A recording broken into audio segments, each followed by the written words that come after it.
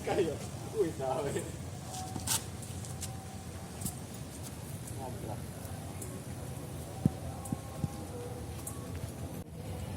Foto dulu. Kerja.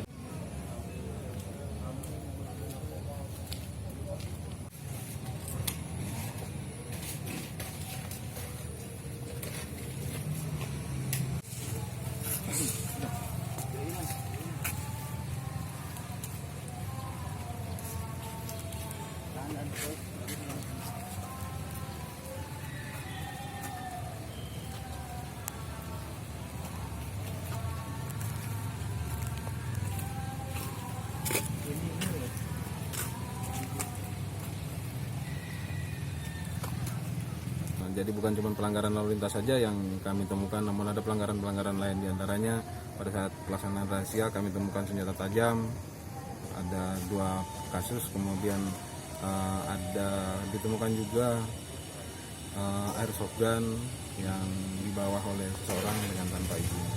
Kalau untuk narkoba